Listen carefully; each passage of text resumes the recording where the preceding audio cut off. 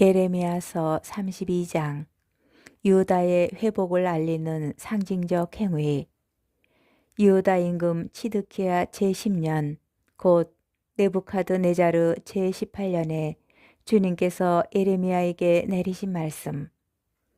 그때에 바빌론 임금의 군대가 예루살렘을 포위하고 있었고 예레미야 예언자는 유다 왕궁 경비대 우란에 갇혀 있었다. 그를 감옥에 가둔 유다 임금 치드키야가 말하였다. 어찌하여 그대는 이러한 예언을 하는 것이요? 주님께서 이렇게 말씀하신다. 내가 이 도성을 바빌론 임금 손에 넘기리니 그가 이 도성을 차지할 것이다.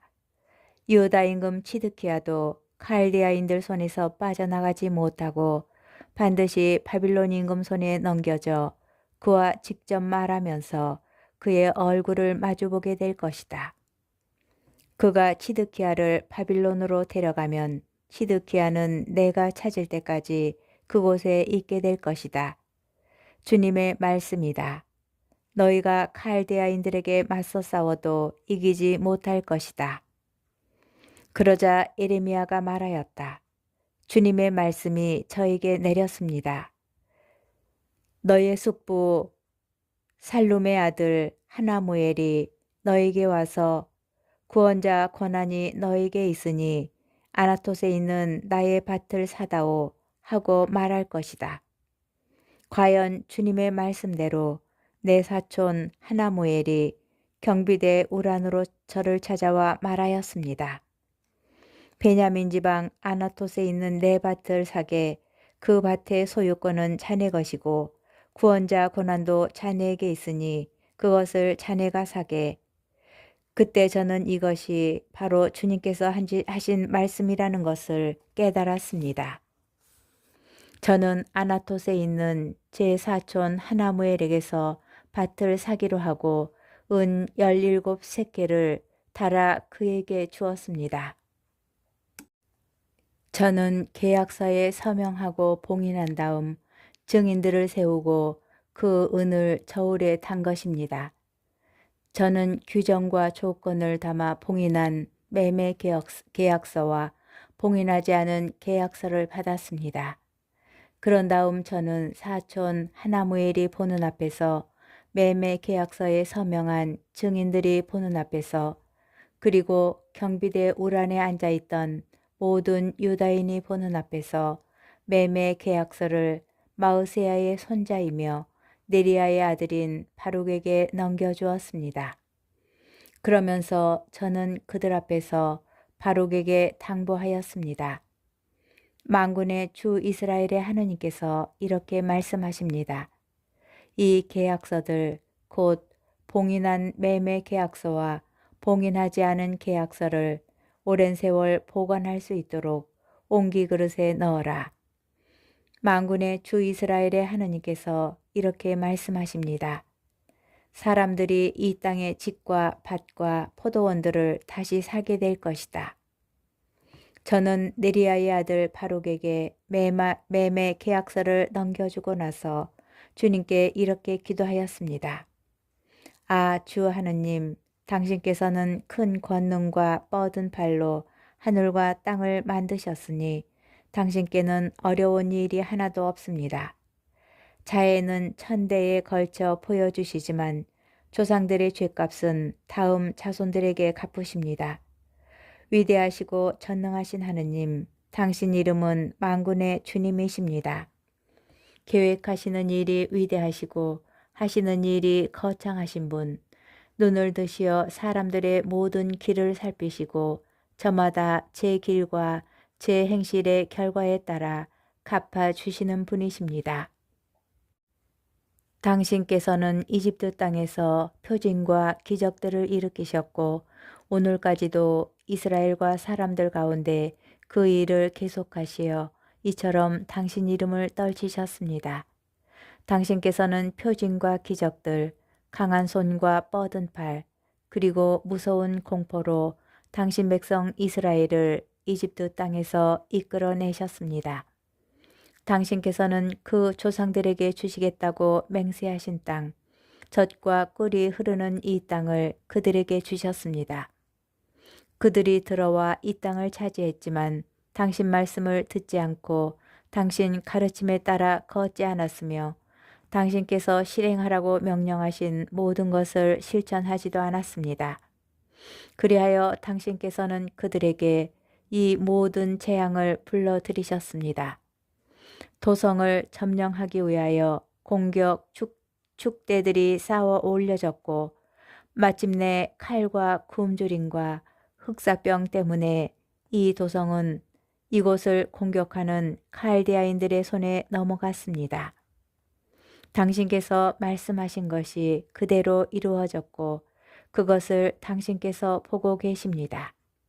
그런데도 주 하느님, 당신께서는 저에게 분부하시기를 돈을 주어 밭을 사고 증인들을 세우라고 하십니다. 이 도성이 칼디아인들의 손에 넘어갔는데도 말입니다. 주님의 말씀이 에레미야에게 내렸다. 나는 주님이며 모든 인간의 하느님이다. 무엇이 나에게 어려운 일이냐? 그러므로 주님께서 이렇게 말씀하신다.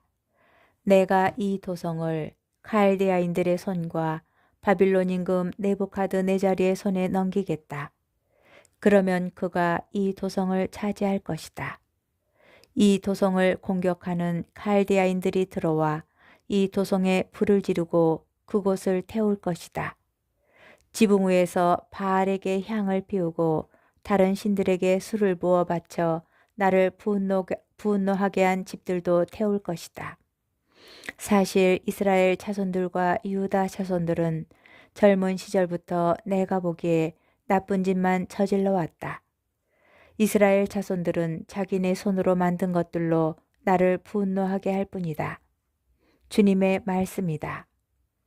이 도성은 사람들이 그것을 세울 때부터 오늘에 이르기까지 나에게 분노와 진노를 불러일으켰으므로 내 앞에서 그곳을 쓸어버리겠다. 임금과 대신들, 사제들과 애언자들, 유다 사람이나 예루살렘 주민 가릴 것 없이 이스라엘 자손들과 유다 자손들이 모두 온갖 죄악을 저질러 나를 분노하게 한 탓이다. 그들은 나에게 얼굴이 아니라 등을 돌렸다. 내가 그들을 줄곧 가르쳤건만 그들은 순종하지도 훈계를 받아들이려 하지도 않았다. 오히려 그들은 내 이름으로 불리는 집안에 역겨운 것들을 세워 그 집을 더럽혔다. 또한 그들은 벤 흰농 골짜기에 바알의 사한당들을 짓고 저희 아들 딸들을 몰록에게 제물로 바쳤다.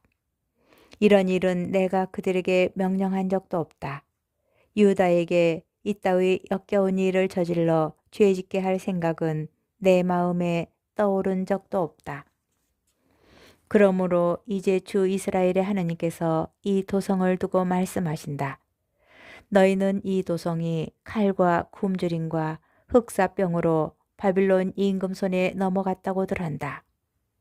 그러나 이제 내가 분노와 진노와 큰 노여움으로 그들을 쫓아보냈던 모든 나라에서 그들을 모아 이곳으로 데려와 편안히 살게 하겠다. 그러면 그들은 나의 백성이 되고 나는 그들의 하느님이 될 것이다. 내가 그들에게 한 마음과 한 길을 주어 그들이 언제나 나를 경외하고 그들 자신뿐만 아니라 그들 뒤를 잇는 자손들까지도 잘 되게 하겠다. 그때에 내가 그들과 영원한 계약을 맺으리니 나는 그들에게서 등을 돌리지 않고 오히려 그들이 잘 되게 하겠다. 나는 그들의 마음속에 나에 대한 경외심을 심어주어 그들이 나에게서 돌아서는 일이 없게 하겠다. 나는 그들을 잘 되게 하는 일에 기쁨을 느끼고 마음과 정성을 다하여 이 땅에 그들을 성실하게 심을 것이다. 주님께서 이렇게 말씀하신다. 내가 이 백성에게 온갖 무서운 재앙을 내렸듯이 이제는 내가 그들에게 약속한 모든 좋은 것을 내려주겠다. 너희는 지금 이 땅을 두고 사람과 짐승이 살지 않는 폐허가 되어 칼데아인들의 손에 넘어갔다고 하지만 바로 이 땅에서 사람들이 밭을 사게 될 것이다. 베냐민 땅과 예루살렘 주변에서 유다 성읍들과 산악지방 성읍들에서 평원지대 성읍들과 네겝 성읍들에서 사람들이 돈을 주고 밭을 사서 계약서를 꾸미고 봉인한 다음 증인을 세울 것이다. 내가 그들의 운명을 되돌렸기 때문이다. 주님의 말씀이다. 예레미야서 33장 미래의 영광스러운 회복. 예레미야가 아직 경비대 울 안에 갇혀 있을 때 주님의 말씀이 두 번째로 그에게 내렸다. 땅을 만드신 주님, 그것을 빚어 든든히 세우신 주님께서 이렇게 말씀하셨다. 그분의 이름은 주님이시다. 나를 불러라. 그러면 내가 너에게 대답해주고 네가 몰랐던 큰 일과 숨겨진 일들을 너에게 알려주겠다. 참으로 주 이스라엘의 하느님께서 공격 축대들과 칼에 맞서 저항하다 파괴된 이 도성의 집들과 유다 왕궁을 두고 이렇게 말씀하신다. 사람들이 칼디아인들과 싸우러 나오지만 내가 분노와 진노로 내리친 사람들의 시체들로 그 집들이 가득 찰 것이다. 그들의 온갖 죄악 때문에 내가 이 도성에서 얼굴을 숨긴 것이다. 그러나 이제 내가 이 도성에 건강과 치유를 가져다 주겠다. 내가 그들을 치료하고 그들에게 넘치는 평화와 안정을 보여주겠다. 내가 유다의 운명과 이스라엘의 운명을 되돌리고 그들을 처음처럼 다시 세우겠다. 나는 그들이 나에게 지은 모든 죄에서 그들을 깨끗하게 하고 그들이 나를 거역하여 지은 모든 죄를 용서하겠다. 그리하여 이 도성은 내가 이곳 주민들에게 베푼 온갖 좋은 것을 전해들은 이 세상 모든 민족들 앞에서 나에게 기쁜 이름과 찬양과 영광이 될 것이다.